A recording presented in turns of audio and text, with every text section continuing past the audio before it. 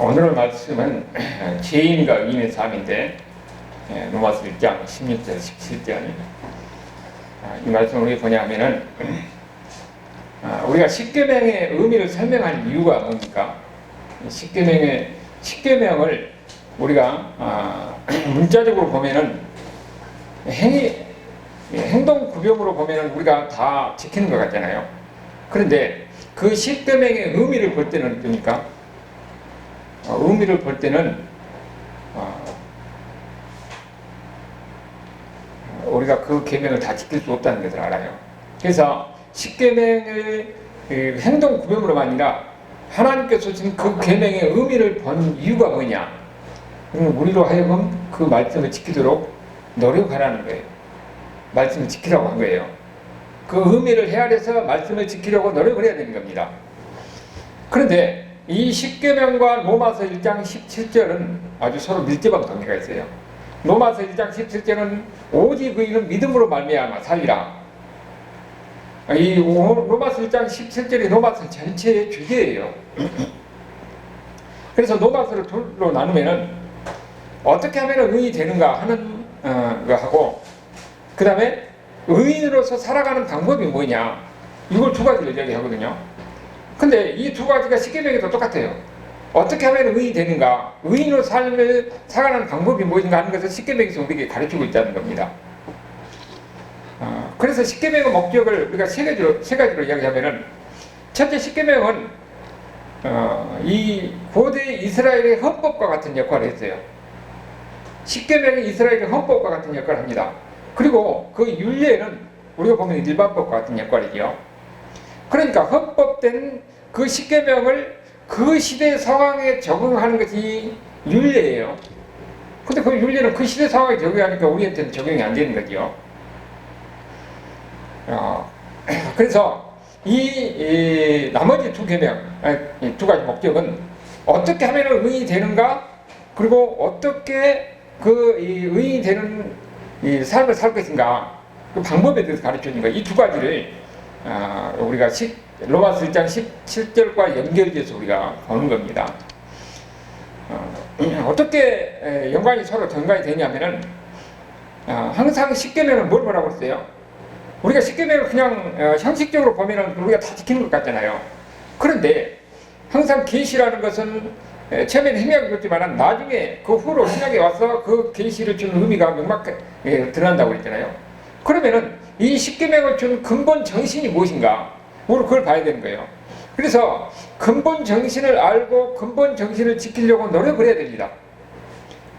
그러면은 여기에 이 십계명을 준 근본 정신, 어떻게 의인이 되는가, 또 의인으로 살아가는 방법을 어떻게 해서 의인으로 살아가는가, 이 두 가지가 십계명에서 우리가 볼 수가 있는 거예요. 그러면서 십계명에서 하나님께서 우리가 어떻게 의인이 되는가 하는 걸 가르쳐주고, 또 의인을 살아가는 방법인가 그런 것을 십계명을 통해서, 로마서에서뿐만 아니라 십계명에서 우리가 가르쳐주는데, 그것을 보고 우리 자신이 누구인가를 깨닫게 하면서 우리가 왜 하나님의 은혜를 사모해야 되는지, 그것을 우리에게 가르쳐주는 거예요. 의인이 무엇인가, 의인의 삶이 무엇인가 하는 거죠. 그래서 그걸 보는데, 첫 번째는 십계명의 역할은 뭐라고 했습니까? 어떻게 의인이 되는가, 이것을 우리에게 가르쳐줘요. 그래서 십계명에서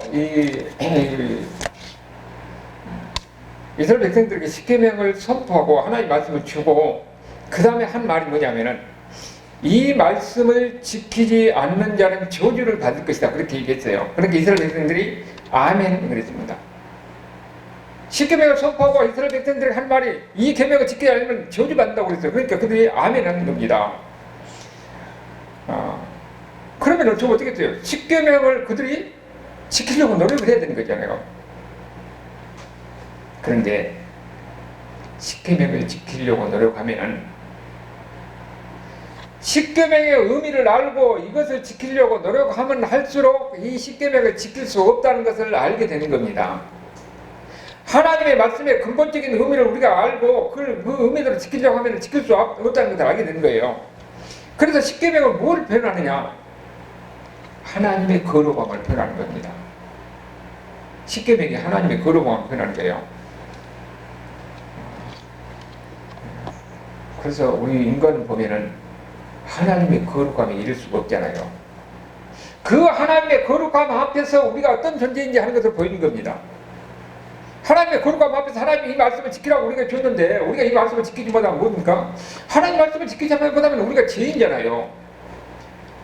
그러면 죄의 삭스는 뭡니까? 죄의 결과는 사망이에요. 그러니까 우리가 하나님의 말씀을 준 그 계명을 우리가 그대로 지키지 못하니까 그 결과는 우리가 죄인인데, 죄인은 결국은 죽음이라는 겁니다. 그럼 우리가 지금 사람이 왜 죽습니까? 늙고 병들어서 사고 나서 죽는 것 같지만은 우리가 근본적으로 죽는 이유는 생물학적 이유 때문에 죽는 것 아니에요. 근본적으로는 죄로 인해서 죽는 겁니다. 죄가 우리에게 들어와서 우리가 늙고 병들고 이 세상의 모든 이런 제약된 세상 쪽에서 사고가 나고 이런 크고 작은 일 가운데서 우리가 죽음에 이르게 되는 거예요. 그러니까 죄의 근본은, 우리가 죽음은 근본적으로 죄 때문에 온다는 겁니다. 그런데 사람들은 보면은 죽음 앞에서는 어쩝니까? 죽음 다 죽음을 들어가잖아요. 죽음 앞에서는 사람이 누구든지 다 절망하게 될 수밖에 없어요. 그래서 사람들은 가능하면은 죽음을 생각하지 않으려고 그러는 겁니다. 죽음은 끝이지 뭐, 이렇게 생각하는 거예요. 근데 그것은 사단의 속임수예요. 사단은 우리가 죽음은 끝이다, 그리고 죽음에 대해서는 이야기하지 않으려고 해요. 그런데 성경의 가르침은 뭡니까? 죽음은 끝이 아니라는 거예요. 죽음 다음에는 분명히 하나님의 심판이 있다고 이야기하는 겁니다. 죽음은 새로운 시작이라고 이야기하는 거예요. 성경에서 가르치는 것은. 우리 삶은 죽음으로 끝나는 것이 아니라 죽음 다음에는 분명히 심판이 있고 그 다음에 새로운 시작이 되는 거지요. 안 믿는 사람들은 지옥이 있지만 믿는 사람들은 천국의 삶이 그것부터 시작되는 겁니다. 영원한 주님과 함께하는 영원한 삶이 시작되는 것이 성경이 우리에 대한 가르침이에요. 그러니까 결국은 심판받을 때 우리는 무엇으로 심판을 받습니까? 그가 죄를 있냐 없냐. 안 믿는 사람은 그 죄로 인해서 죄값을 자기들 감당하는 거죠. 그래서 세상 사람들은 일반적으로 죄를 이야기하면은 죄가 무엇인지를 알지 못하는 거예요. 겉으로 행동만 보고 그걸 죄라고 이야기하는 거예요. 우리가 10계명을 보면요, 1계명부터 3계명 하나님 관계된 거 빼놓고는 나머지 계명은 다 보면 어때요? 일반 세상 쪽에 있는 도덕적 가르침하고 다 똑같아요. 그러니까 10계명에 살인하지 말라, 가지하지 말라, 내 부모를 공경하라, 거짓말하지 말라, 탐욕 부리지 말라, 이 말은 세상에서도 다 똑같이 하는 이야기잖아요. 그러니까 세상에서 이야기할 때는 겉으로 내가 살인 안 했지, 간음 안 했지, 도둑질 안 했지, 내가 이 거짓말 안 했지, 이렇게 하면은 다 하나님 말씀을 지키는 것으로 자기는 죄를 없다고 생각하는 거죠. 겉으로 드러난 것만 가지고 세상을 판단한 겁니다. 그런데 성경은 우리에게 이 10계명을 통해서 뭘 가르쳐 줍니까? 이 10계명에서 부모를 공경하는 건 무엇인지, 살인이 무엇인지, 간음이 무엇인지 우리에게 가르쳐 주잖아요. 그런데 그 계명의 의미를 볼 때는 어떻습니까? 우리가 다 지킬 수 없어요. 아니, 지나가는 사람이 여자를 보고 음욕을 품는 자마다 다 가늠한 사람이라고 그랬는데, 그러면 젊은 사람들이 한참 때 이 예쁜 사람 보고 그런 생각 안 들겠어요? 그럼 다 죄를 지는 거예요. 도둑질 말라고 하는데 도둑질 안 한 것뿐만 아니라 네가 본 것 같고 다른 사람까지 좋아줘야 그것이 도둑질하지 않는 것이라고 그랬는데, 그러면 여기 안 걸린 사람 누가 있겠습니까? 그러니까 이 계명의 그 참된 의미를 우리가 들어볼 때는 우리는 이 계명이 하나도 우리는 지키지 못하는 거예요. 그러면 그 앞에서 우리는 지금 어떻게 되는 겁니까? 행동으로만 준 게 아니라 이 계명의 참된 의미를 볼 때는 우리는 이 10계명의 근본 정신대로 우리가 살지 못하고 있는 거죠. 그래서 10계명은 죄가 무엇인가 하는 것을 우리에게 가르쳐 준 겁니다. 그것을 선포하고 있는 것이에요. 우리가 이 10계명의 하나님께서 주신 근본 정신을 알고 근본 정신대로 지키려고 노력하면 할수록 우리는 하나님의 말씀을 지킬 수 없다는 것을 알게 된 겁니다.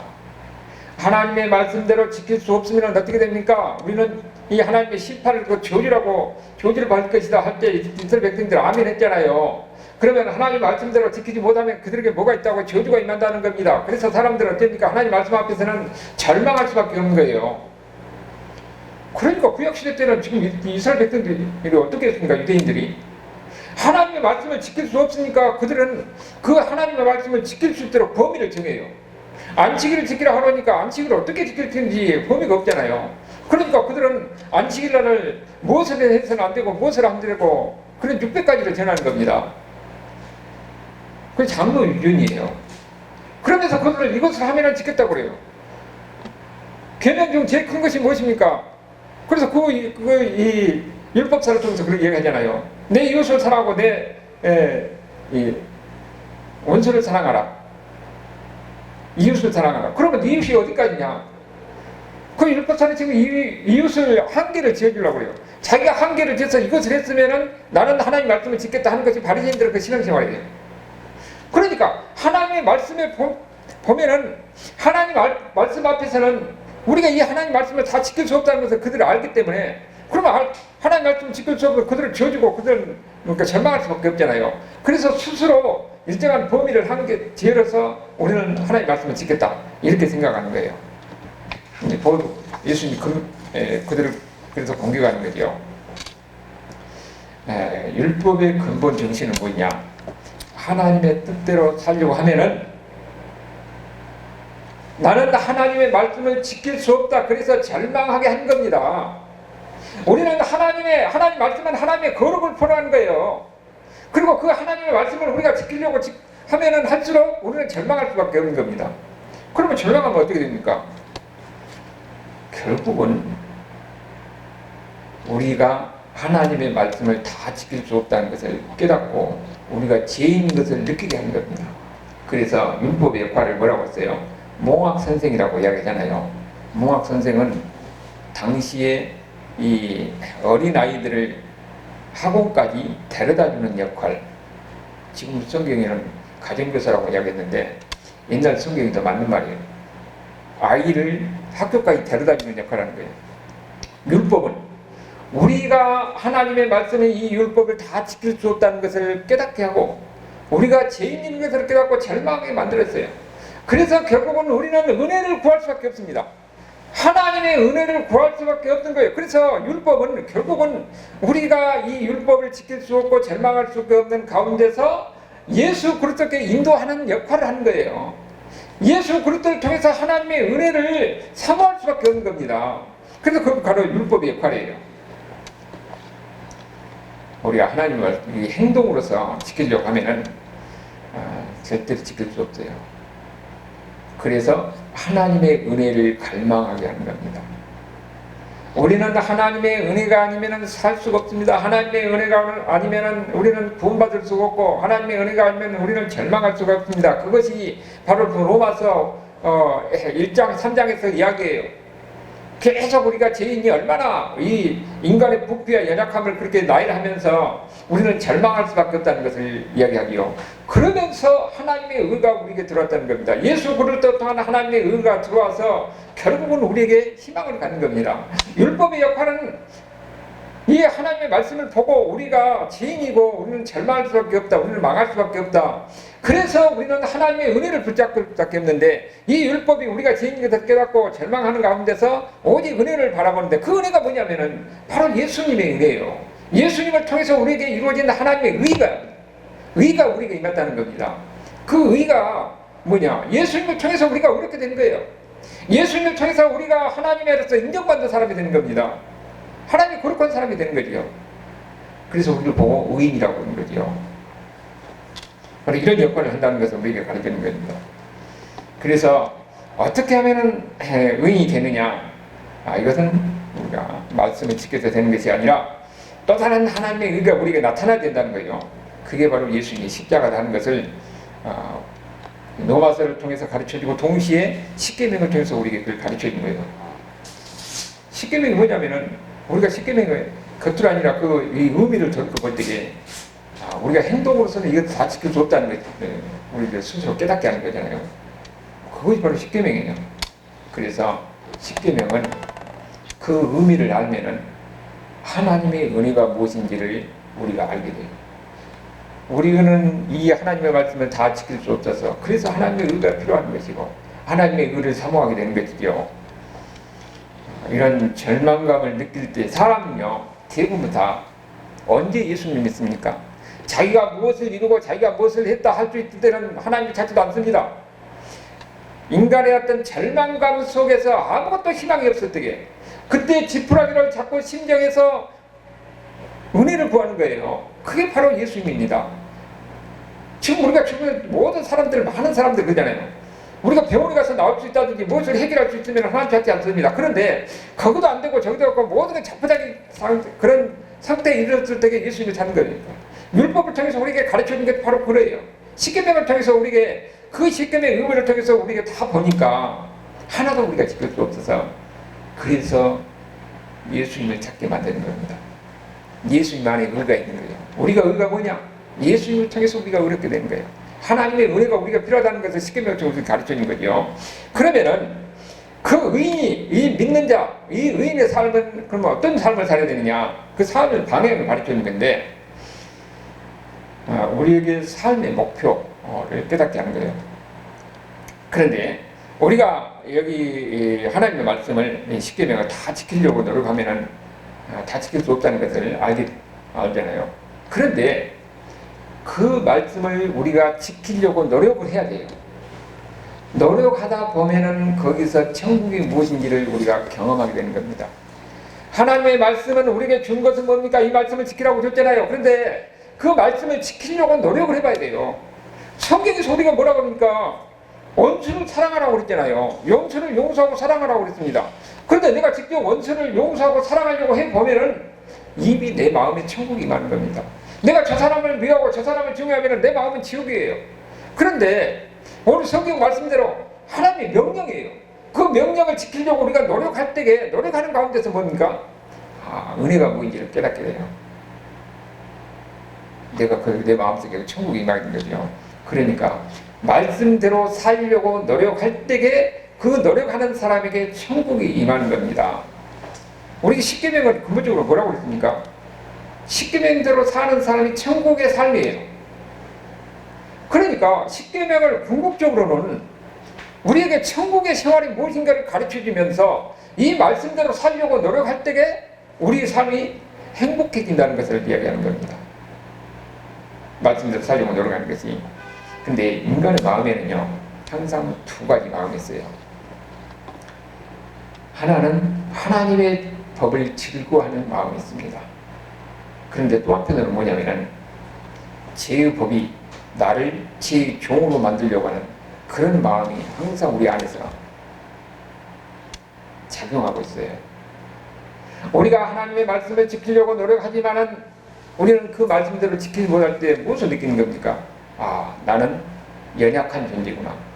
하나님의 말씀대로 살려고 하는데 하나님 말씀대로 살려고 하지 못하는 제 모습을 보고 인간의 연약함은 나의 연약함을 우리가 깨닫게 되는 거예요.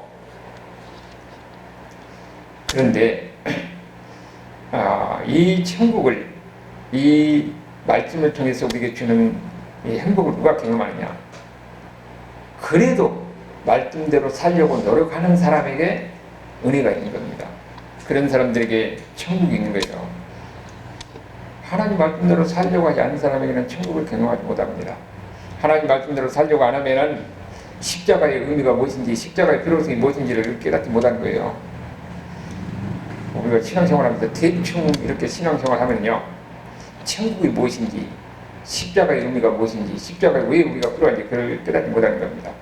진짜 하나님의 말씀대로 살려고 몸부림치고 하는 사람에게 거기에서 그 가운데서 임하는 하나님의 은혜, 천국이 무엇인가를 경험하게 되는 겁니다.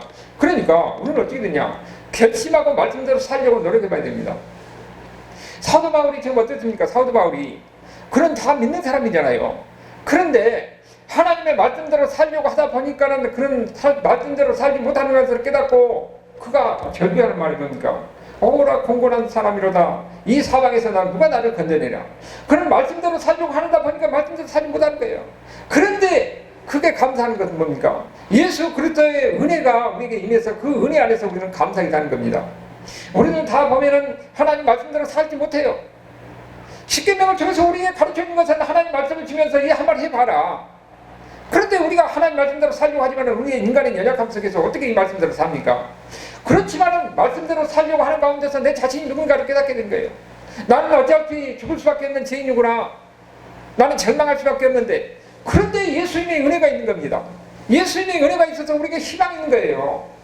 이 세상 사람들은 자기 생각대로 자기 행위대로 이렇게 살면서 나름대로 살지 몰라요. 그런데 그들의 마지막은 절망이고 그들의 마지막은 지옥입니다. 그러나 예수 믿는 사람들은 하나님의 말씀 안에서 보니까 우리는 어차피 우리는 하나님 말씀대로 살지 못하는 존재인가라는 걸 깨닫고, 그 다음에 우리에게 희망이 있는 것은 뭡니까? 예수님을 붙들고 거기에서 하나님의 은혜가 있는 겁니다. 거기에 희망이 있는 거예요. 그래서 예수 믿는 사람들은 그가 어떻게 살았든지 예수님을 알고 예수님을 바라볼 때는 그게 희망이 있고 그는 소망이 있는 겁니다.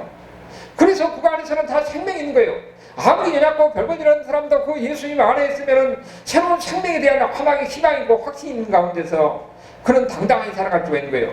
나는 하나님의 사랑한 사람이고 천국이 나를 위해서 예비되어 있고 나는 천국 갈 사람이다. 이런 가운데서 그들은 일어서고 용기 있게 살아가는 겁니다. 그 가운데 성령께서 함께 하셔서 천국의 삶을 이 땅에서 누리면서 천국을 소망하고 살아가는 겁니다.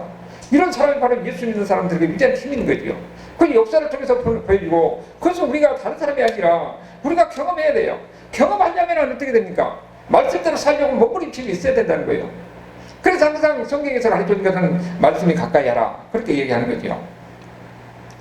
그래서 십계명의 근본 목적은 행하는 사람에게 나타나는 겁니다.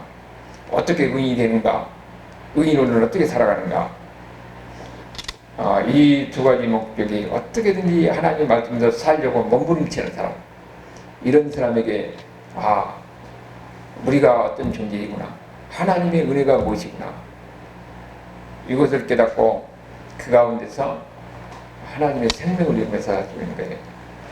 우리는 이 십계명을 통해서 다시 한번 우리 자신이 누구인가를 깨닫고, 그 다음에 하나님께서 주신 우리 삶이 무엇인가 하는 것을 바라보면서 은혜와 생명을 이루면서 살아갈 수 있는 이런 은혜가 저와 여러분 삶 가운데 함께 있기를 주님으로 축원합니다. 하나님 감사합니다.